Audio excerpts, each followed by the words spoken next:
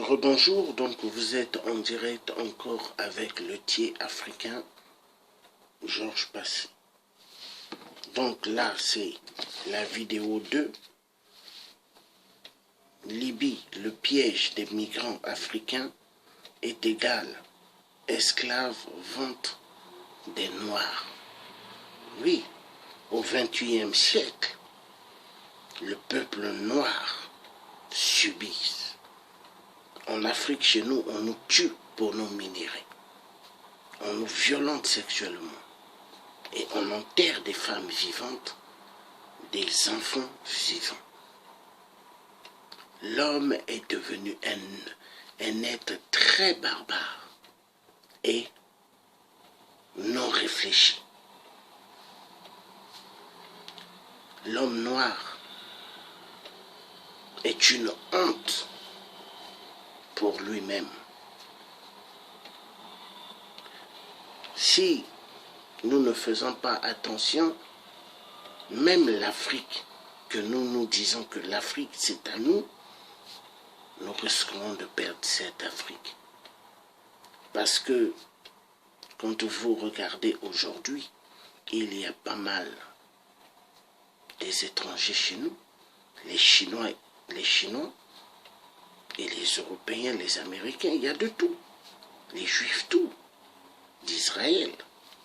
Mais qui sont que des faux Juifs. Les vrais Juifs, c'est le peuple noir. Donc,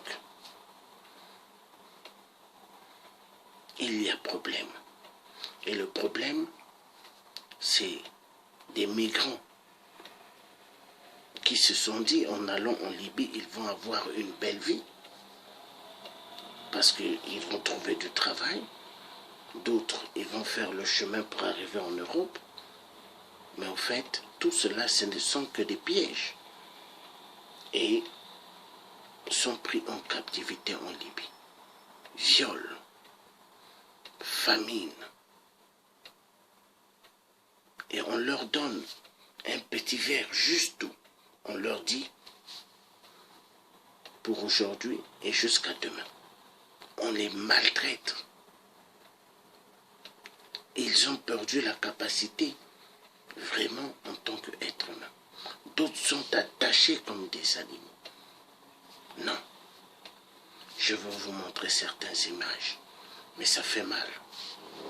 Je ne sais pas dans quel monde nous vivons. Hein? Je ne sais pas.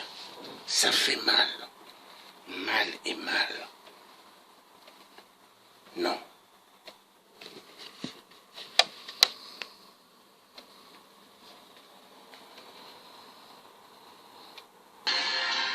Chaque vendredi, ils sortent pour aller faire la chasse à l'homme noir.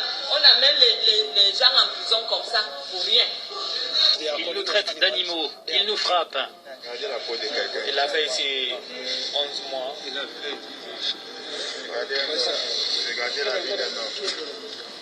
Nous avons compris que nous sommes devenus un business pour eux. Ils veulent s'enrichir sur notre dos. Ces voix venues d'Afrique ne sont que quelques-unes parmi les milliers qui se heurtent au mur des centres de rétention pour migrants de Libye. 5 ans après la chute de Moammar Kadhafi, le pays, plongé dans l'instabilité, est devenu un carrefour de l'immigration irrégulière.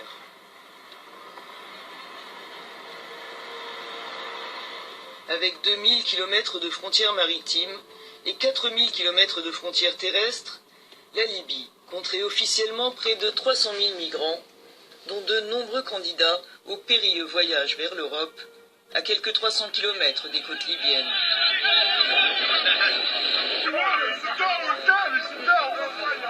À la clé, des drames auxquels les gardes-côtes tentent de faire face.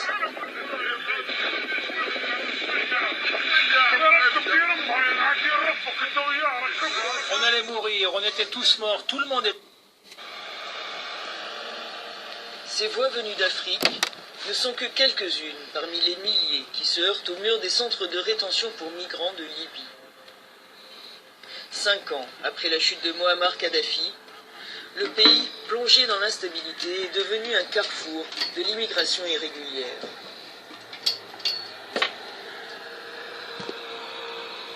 Avec 2000 km de frontières maritimes et 4000 km de frontières terrestres, la Libye compterait officiellement près de 300 000 migrants, dont de nombreux candidats au périlleux voyage vers l'Europe, à quelques 300 km des côtes libyennes.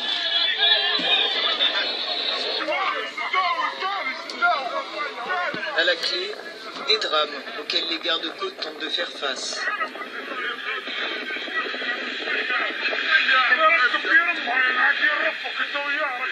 On allait mourir, on était tous morts, tout le monde était mort. Merci la Libye. L'équipe de garde-côtes chargée du secteur de Tripoli n'a que 6 Zodiacs de 12 mètres comme celui-ci pour couvrir une zone de 120 km. Des bateaux inadaptés à la haute mer. La présence de navires européens en Méditerranée n'a fait qu'augmenter le nombre de traversées, disent-ils. Aujourd'hui, les migrants, au lieu de devoir franchir 200 à 400 milles nautiques, peuvent facilement n'avoir à traverser qu'une douzaine de milles. Après avoir franchi les eaux territoriales libyennes, ils trouvent directement les bateaux de l'opération Sophia qui les attendent pour les emmener sur les côtes européennes.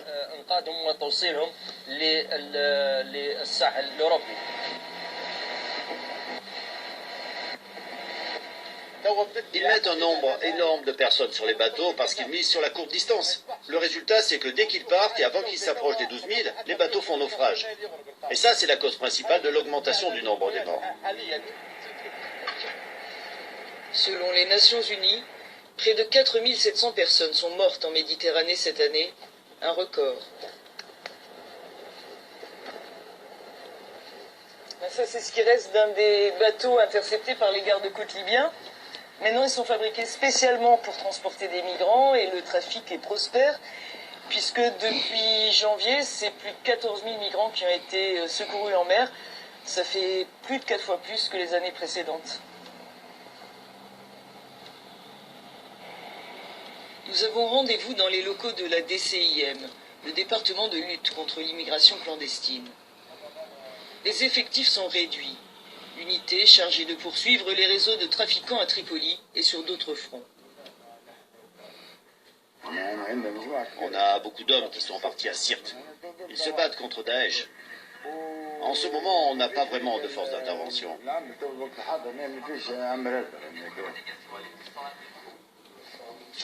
Regarde comment ils font les trafiquants. Ils ont fait 100 km là-dedans. Le trafic de migrants a explosé après la chute de Kadhafi. Les affaires n'ont jamais été aussi bonnes que depuis un an, nous disent des passeurs interpellés il y a quelques mois. Même comme intermédiaire, chaque traversée leur rapportait de 16 000 euros pour un Zodiac à plus de 100 000 euros pour un bateau de pêche. L'opération Sophia a bien facilité les choses. Avant, les Zodiacs pouvaient mettre 17 heures, 20 heures, 24 heures pour arriver. Maintenant, la traversée dure maximum 4 heures. Comme les gardes-côtes, les équipes de la DCIM manquent de moyens. Les caisses du ministère de l'Intérieur sont vides, les salaires impayés depuis 3 mois. Tout fait défaut, nous dit-on. Le matériel, les ordinateurs, les voitures, les tenues, les moyens de vision nocturne, les talkie-walkies, pour tout ça, on a besoin d'aide. Pointé du doigt, la communauté internationale. Le responsable des relations internationales de la DCIM accuse. Le fait que l'Union européenne, l'OIM, Frontex, les Nations Unies ne respectent pas les accords signés avec l'État libyen par rapport à l'aide financière, logistique et technique, cela a augmenté la problématique. Je veux souligner que la Libye ne veut pas rester à jamais le policier qui travaille gratuitement pour arrêter les migrants qui vont vers l'Europe. Le but politique caché au niveau européen, c'est de faire de la Libye une zone d'ombre, pour regrouper tous les immigrants illégaux et en faire des citoyens libyens. Cela n'arrivera pas, car le peuple libyen ne l'acceptera jamais.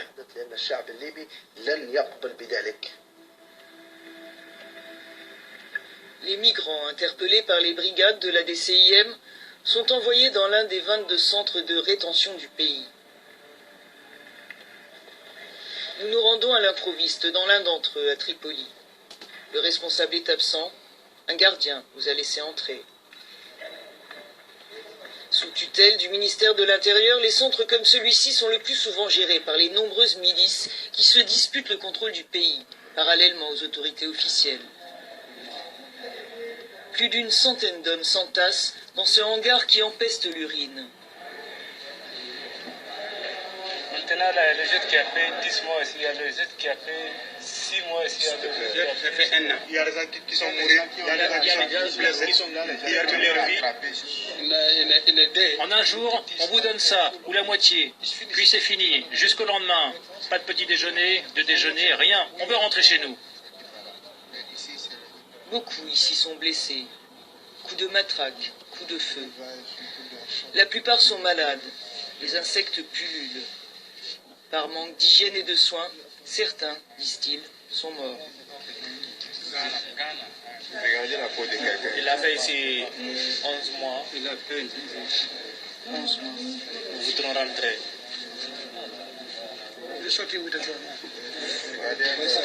Regardez la vie d'un homme. Regardez-le.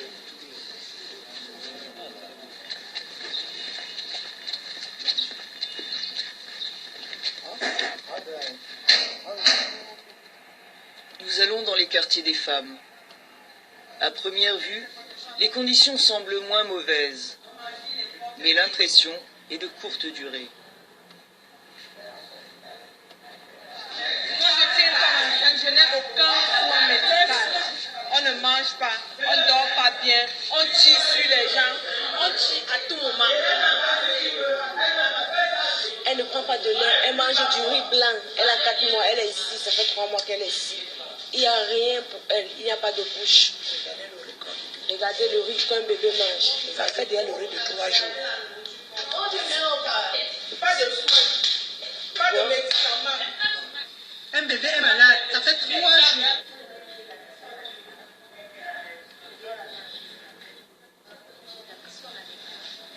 Tout comme les hommes, les femmes qui sont ici nous disent qu'elles n'étaient pas candidates au départ en Europe. Elles ont été capturées chez elles ou dans la rue. Tu marches, on te prend sur la route, on vient mentir qu'ils sont allés te prendre sur l'eau. Tu marches, on te prend sur la route, on t'enlève, on te salue, on t'enlève. Nous sommes devenus maintenant un business pour eux. Nous avons compris que nous sommes devenus un business pour eux. Ils veulent s'enrichir sur notre dos. Les dons qu'on leur donne, nous ne recevons même pas les 5% des dons qu'on leur donne. Et nous ne sommes pas venus ici en Libye pour recevoir des dons. Nous sommes venus ici pour améliorer nos conditions de vie. S'ils ne veulent pas nous voir sur leur territoire, qu'ils nous aident à déguerpir de leur territoire. Plusieurs de ces femmes ont perdu leur bébé, faute de soins. Les coups, les menaces sont fréquents, disent-elles, et les viols réguliers. Ça, pour acheter ça, on nous demande de l'argent. Si vous n'avez pas d'argent, on n'a pas d'argent, on abuse de nous. Pas derrière. J'ai un fils par moment qui veut boire le lait, qui a besoin de ça. Mais quand tu n'as plus d'argent, tu es obligé de jouer le jeu, tu lui donnes le derrière pour qu'il abuse de toi. Pour qu'il abuse de toi. Je ne me cache pas par manque de responsabilité. Je me cache parce que après on peut te faire du mal.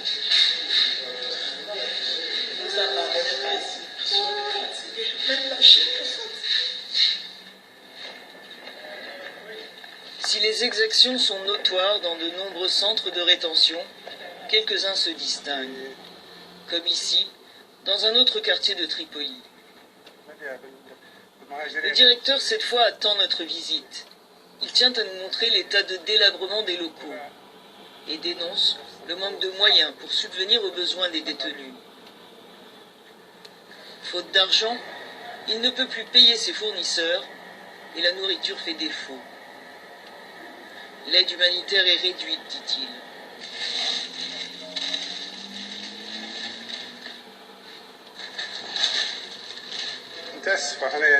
On est désolé pour ces choses ridicules. Mais les ONG ne font pas leur travail, malgré les aides financières qu'elles reçoivent de certains pays. Ça, c'est ce que les ONG nous donnent. Tous les 2-3 mois, ils viennent faire leur propagande médiatique. Ils filment la distribution de quelques petits sacs comme ceci à un nombre limité de migrants. Ici, pas de mauvais traitement vers les détenus, une cinquantaine de personnes. Le directeur du centre ne veut pas en accueillir plus, faute de pouvoir subvenir à leurs besoins. Leurs gardiens sont bienveillants, disent leurs hôtes involontaires, mais eux aussi veulent partir au plus vite.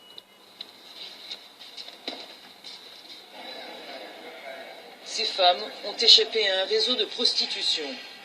Elles ont été arrêtées quand elles ont tenté de prendre un bateau pour l'Europe. On nous traite très bien ici, mais on est fatigués de rester là. Ils veulent qu'on rentre au Nigeria et nous on est prêtes à repartir. L'OIM dit qu'on doit attendre. Attendre. Alors on attend. Mais pour l'instant on n'a eu aucun signe qu'on allait pouvoir partir. Et le mois de décembre va se terminer. On veut rentrer chez nous. Selon les autorités libyennes, quelques 8000 personnes ont été renvoyées dans leur pays depuis mai 2015. Mais pour beaucoup, le retour est impossible dans des pays minés par les conflits et la misère.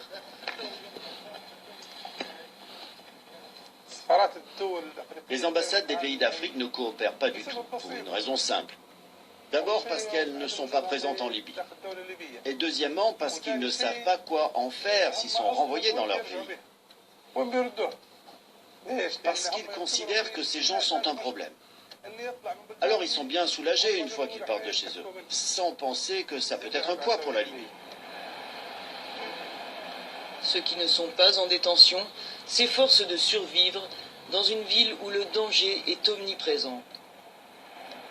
Ce rond-point est célèbre à Tripoli. C'est ici que chaque jour, des dizaines d'hommes tentent de vendre leurs bras à des employeurs, souvent peu scrupuleux.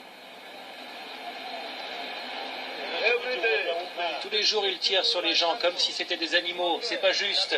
Ils kidnappent les gens, ils réclament des milliers de dinars, ils nous font travailler et ils ne paient pas. Quand on finit de travailler, ils nous disent nous foutre le camp. C'est pas juste. L'ONU doit nous aider.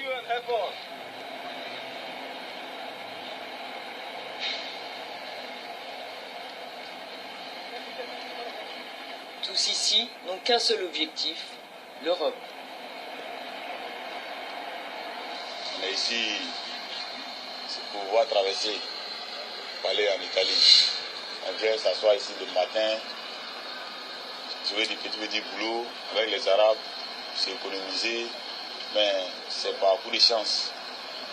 Parce qu'il y en a ici qui viennent, et ils viennent pour nous voler, pour aller nous vendre en prison. Il faut payer 1000 dinars, d'autres il faut payer 2000 dinars, pour que tu sois libéré.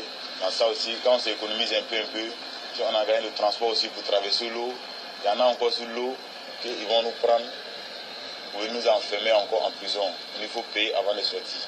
Tu vois, tout ça là, on fait ça à les immigrés en Libye ici.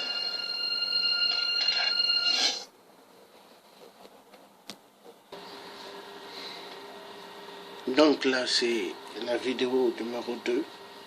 Je veux faire une autre vidéo. Ça fait très mal au cœur. Que Dieu nous aide, le Tout-Puissant, qui a créé le ciel et la terre. Amen.